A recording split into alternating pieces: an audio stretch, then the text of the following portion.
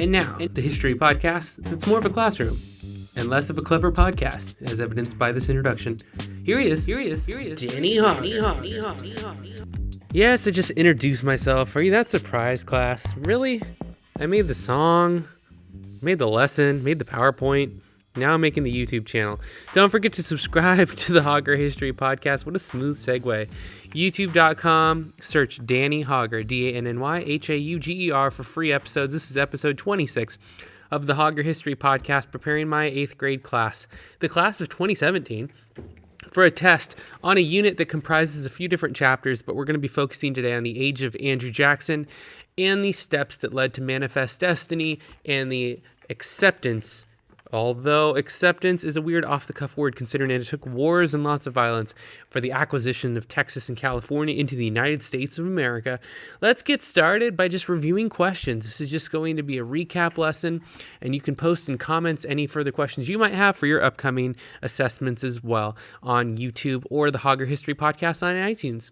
Andrew Jackson was born March 15th, 1767, and he lived until June 8th of 1845. He was a soldier and statesman who served as the 7th President of the United States from 1829 to 1837 and didn't win his first election even though he won the popular vote when John Quincy Adams was given the presidency by the House of Representatives in what Jackson called the corrupt bargain. And one of the things that we've been talking about over and over is you've really got to take a position on Andrew Jackson. People either really loved him or they really hated him, and they are trying to get him off the $20 bill.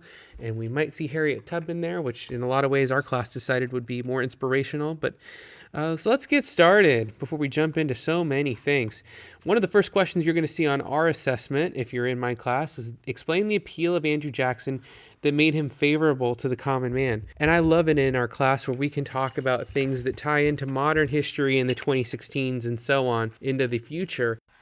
I think the recent presidential election proved that people want someone who appeals to the people in the middle. People who aren't as politically correct are getting a lot more voice in the current international scene. Whether that's a good or a bad thing, I won't comment on, but let's begin by talking about how Jackson believed that the bank was out to get him, actually physically trying to kill him. But another thing was that he thought it was out to protect only the wealthy and was run for the exclusive benefit of those who are wealthy and collecting interest from the common man, not something that he liked very much. He stated that the bank made, quote, the rich richer and the potent more powerful. The National Republican Party immediately made Jackson's veto of the bank a political issue when he didn't renew its charter, and he believed in a Jeffersonian feel of the country, where the everyman should have a voice in their democratic values, and that people should be able to have direct say and direct control of their government. Jackson, who had risen to huge popularity during the War of 1812, even though that final battle of New Orleans should never have been fought because the treaty had already been signed, but let's keep moving forward. The election of 1832 demonstrated Jackson was popular. He continued to win huge margins in the popular vote, and he was someone who, because of his upbringing, because of himself pulling him up by his own bootstraps, that American work ethic of just being a go-getter and being a dynamic person, he was immensely popular. Even his two rival parties proved to be no match for his popularity. They tried to brand him with nicknames, but it was unfortunately unsuccessful for them, and fortunately successful for Jackson. Parades, barbecues, rallies, and Democratic newspapers all enjoyed huge gains during Jackson's time. He made so many popular public appearances, and he got 219 electoral votes in 1832. Clay received 37% of the popular vote and only 49 electoral votes that year. So he got Clay back in the end, and he was trying to remove deposits and censure and was really trying to change the way things were happening. And even though there was an assassination attempt against him, he managed to stay in office and developed the first age of the common man in the United States. He became one of the defining figures because he overcame his early life struggles. He had a huge military record, which is something someone could aspire to during that time if they were in service. And he was really successful as an adult. It wasn't just his war-driving attitude. He was also a successful lawyer and a real estate developer. So he was kind of a jack of all trades, or a Jackson of all trades. And there's the first dad joke of the episode. He downplayed his successes to suit the public's belief that Jackson was one of them. He wanted to be seen as someone who could be on equal footing, and that would make him extremely popular. So that's an answer, many answers to what you could consider writing about.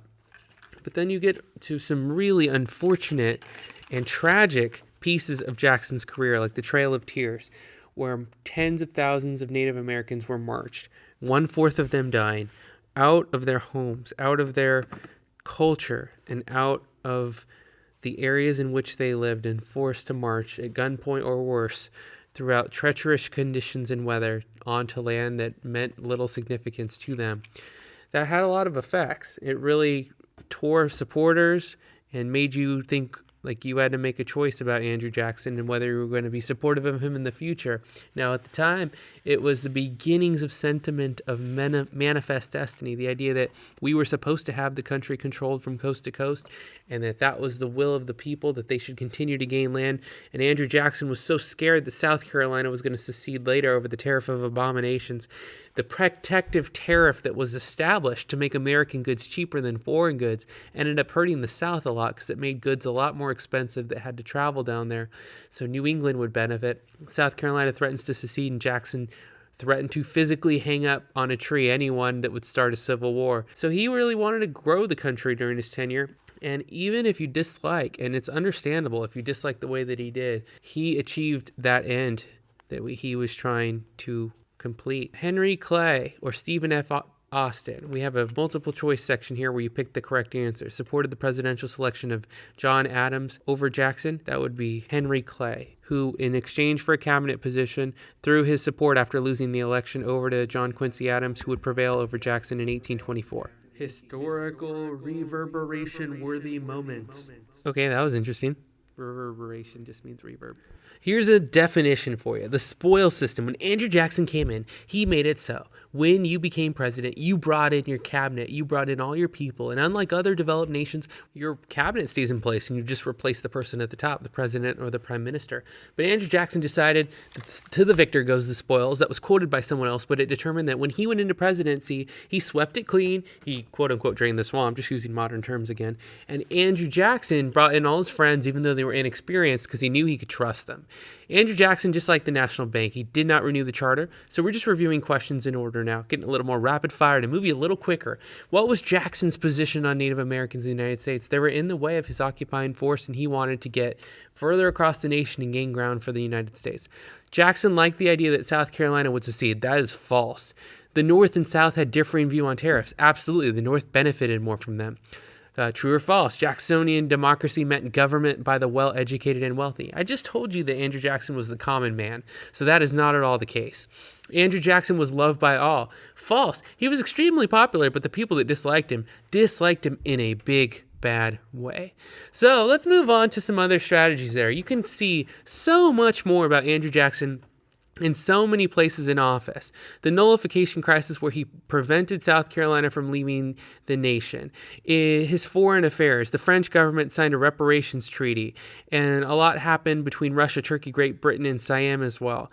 The bank veto of 1832. Removal of deposits and censure. The attack and assassination attempt. There's a lot that goes on with Andrew Jackson. So look up more of that on your time, but let's move on to the other subject that I wanted to cover in this episode. And if you have any questions about Andrew Jackson, you can leave them down below in the comments section. But let's talk about what happened at the Alamo. 12 days the Tejanos held off the British forces in what was an extremely courageous and gutsy and bloody defense in the face of 6,000 soldiers from General Santa Anna and the Mexican army that had newly established their independence from Spain, and they were not about to let the Tejanos break away and become their own independent nation. Not easily, anyways. After 12 days of holding the fortress at the Alamo, the Tejanos ultimately ran out of ammunition with only 5 soldiers left, and the remaining survivors were shot or hanged, eliminated to say the least. And this was the rallying cry, remember the Alamo. Not just that the battle was that significant, the losing isn't something we normally celebrate in history, but it was the outrage, kind of like what we talked about in class, where the Boston Massacre was used as a propaganda point to rally support against the British. The Tejanos said, remember the Alamo, put together their militia, and marched to San Jacinto, and in 18 minutes, it was all over. The Tejanos had won their victory from the Mexican government, and General Santa Anna had to surrender, and Texas, the Lone Star Republic, which would remain a 10-year independent nation, gained their independence at that moment and would later come into the Union of the United States. This revolution, not really connected to Andrew Jackson, but connected to a very important time frame in my mind where the country is expanding and growing. So at the Battle of the Alamo, the Tejanos lost after holding for 12 days, ran out of ammunition. What was the historical significance? To me, it was a final straw in an all-out effort that the Tejanos would make to unify and gain their independence at San Jacinto. Next question. How did California declare independence in the Bear Flag Revolt? Well, they would capture the Mexican governor of Northern California, and on a crudely drawn flag, so the story goes, out of blackberry, a bear would be drawn on the flag, and that was the first days of California. And finally, I also like to lump in the gold rush, because you can't talk about California's establishment without the opportunity to get rich quick and make riches for yourself. But unfortunately, by the time the news would travel overland, most people had already carved up the gold, and now you had tens of thousands of people trying to pan for the remnants.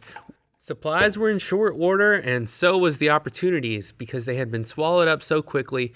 The best way to make money after the gold rush began was to open up shops. There were so few of them and only men lived, so if you were selling laundry or bread or eggs, you could sell at prices that are equal to 2016 prices, and it's absolutely phenomenal when you consider inflation. Speaking of inflating, this podcast is getting up towards 12 minutes. It's time for me to sign off. Leave comments in the comment section. Follow us on Twitter at Hauger History, Hauger, and we'll see you on the next edition of the Hauger History Podcast. Subscribe, and thanks for listening, everybody. See you later. Pushing your chairs.